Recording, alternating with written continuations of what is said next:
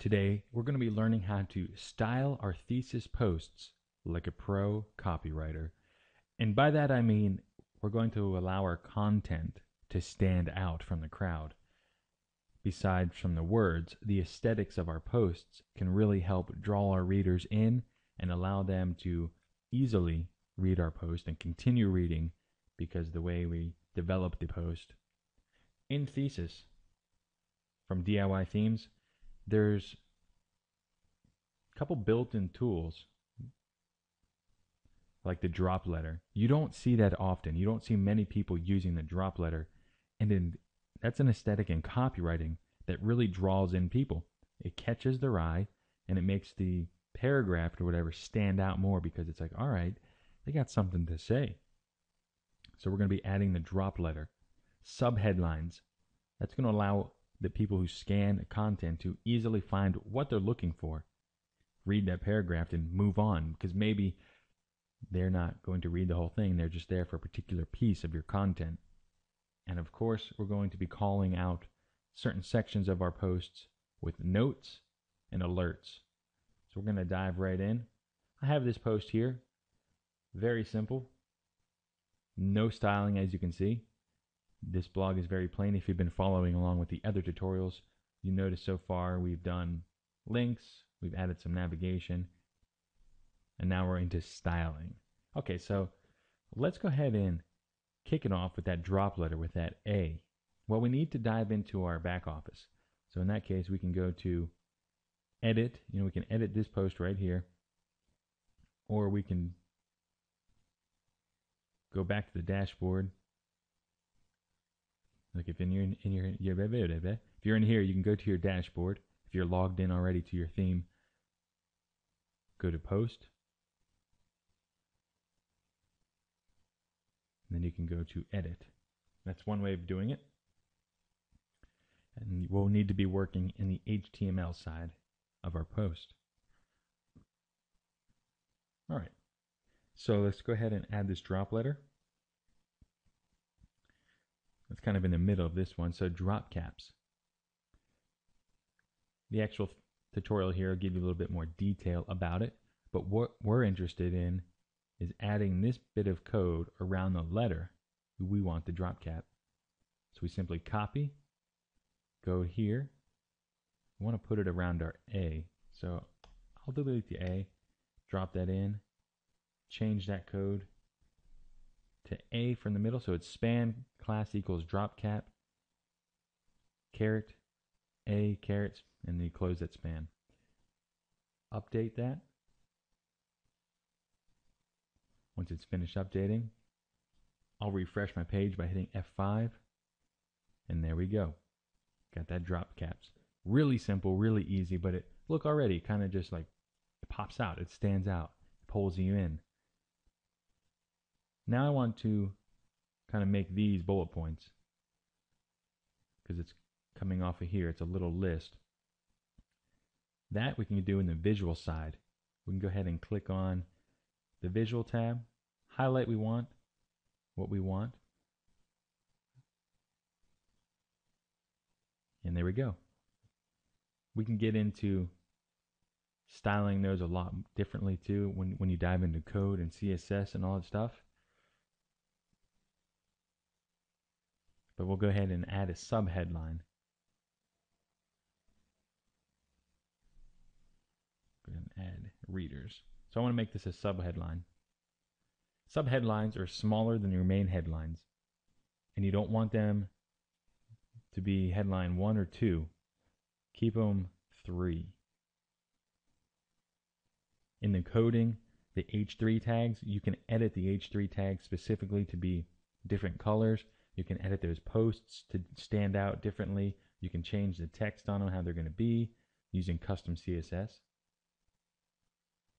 But we'll go ahead and just give the bare bones in this tutorial to get you familiar with using this stuff here. Go back and refresh the page. And now we have a little bit broader. That kind of pops out there.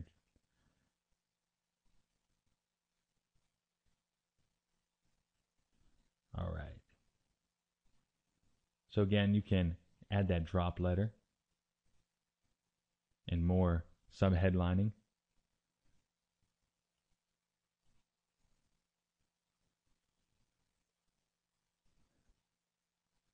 Go ahead and subheadline the beginning paragraph of this here and drop caps. Just want to drop caps that H.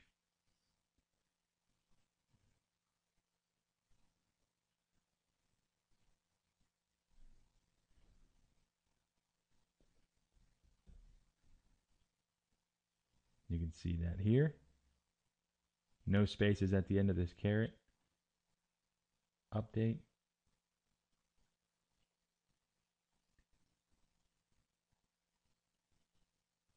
F5 to refresh.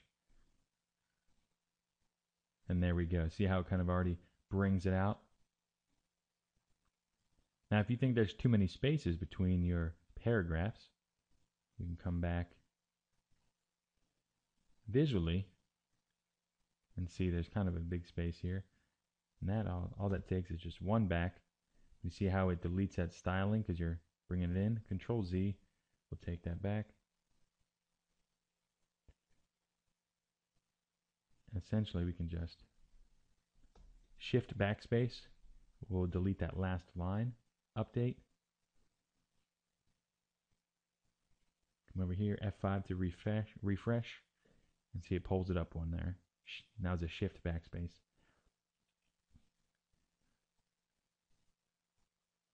And now you can break up each paragraph with subheadlines, maybe to, if you want.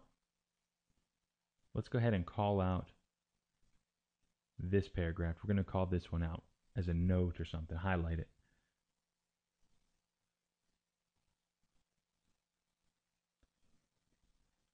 So creating an alert would be this one here. But as a note, we just take this class, copy that. Really, we can just take this part here.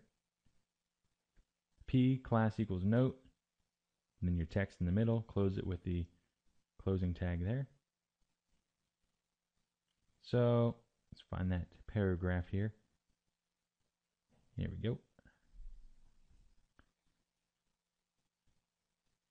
The end of this paragraph, caret P, update. Go back over here, F5 to refresh. You can see how there's a little frame around it.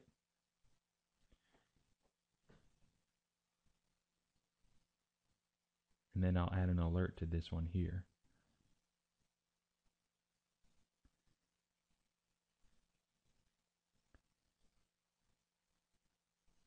So alert, copy. Same thing with the notes. Control V to paste. Close that out. Update. Come back to the content. Hit F5 to refresh. Schedule consultation today.